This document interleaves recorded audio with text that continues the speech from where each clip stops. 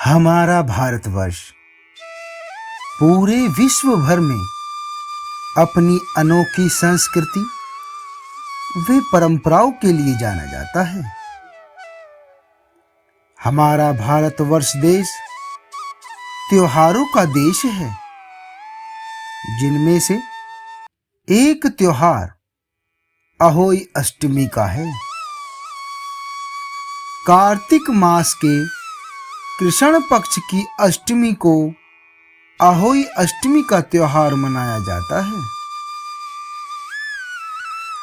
इस त्योहार पर सभी माताएं अपनी संतान की दीर्घ आयु और मंगलमय जीवन के लिए उपवास रखती हैं।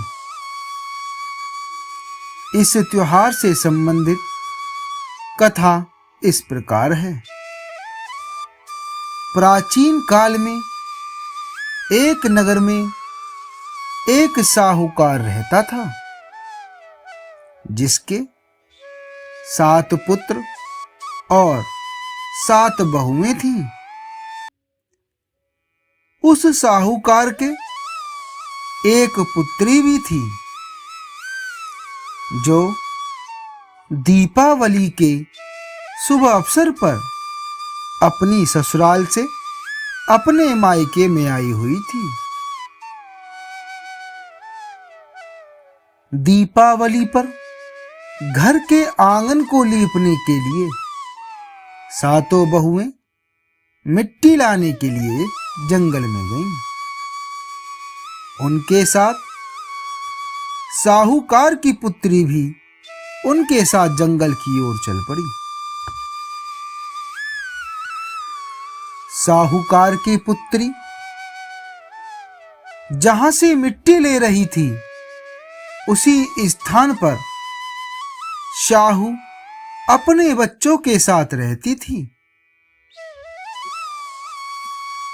मिट्टी खोदते हुए साहूकार की पुत्री की खुरपी से शाहू का एक बच्चा मर गया। अपने बच्चे के मर जाने पर शाहू इस पर क्रोधित होकर बोली कि मैं तुम्हारी कोख बांधूंगी। शाहू की यह बात सुनकर साहूकार की पुत्री अपनी 7 भाभियों से एक एक करके विनती करती है कि वह उसके बदले अपनी कोख बंधवा लें। अपनी ननंद की इस विनती को सबसे छोटी भाभी स्वीकार कर लेती है और अपनी कोख बंधवाने के लिए तैयार हो जाती है।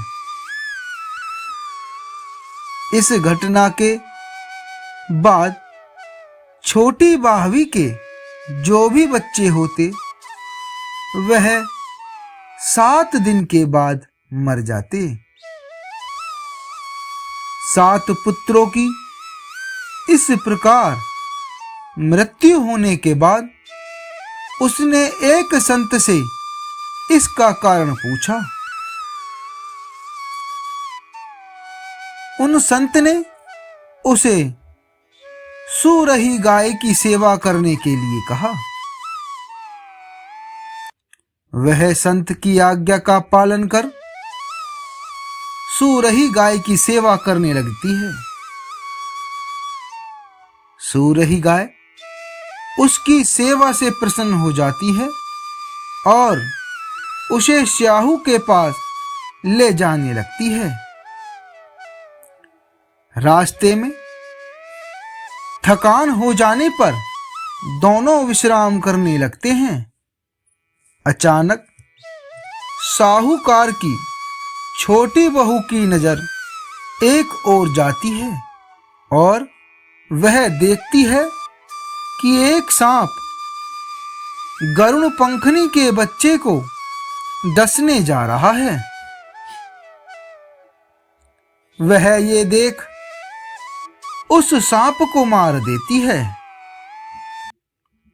इतने में ही गरुण पंखनी वहां आ जाती है और वहां खून बिखरा देखती है।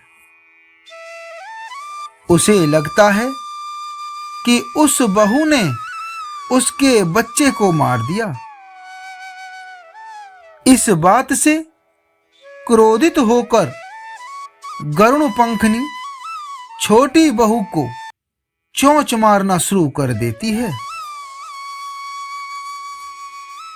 छोटी बहू उससे आग्रह करके कहती है कि आप मुझे क्यों मार रही हैं?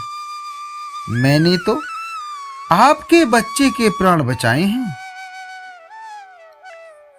इस बात को सुन और अपने बच्चे को देख गरुण पंखनी प्रसन्न हो जाती है और छोटी बहू को सू रही गाय सहित श्याहू के पास पहुंचा देती है। छोटी बहू श्याहू की सेवा करने लगती है।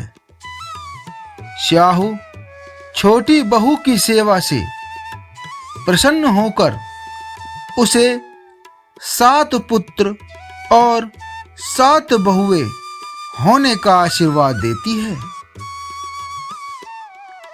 श्याहू के आशीर्वाद से छोटी बहू का घर पुत्र और पुत्र वधुओं से हरा भरा हो जाता है।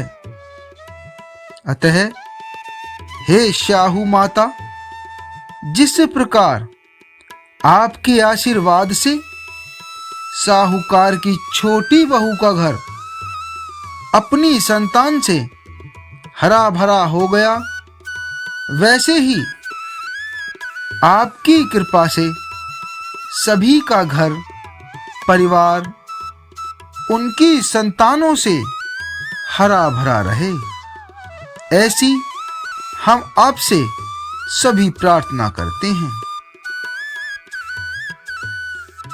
जय अहोई माता की, जय श्याहू माता की।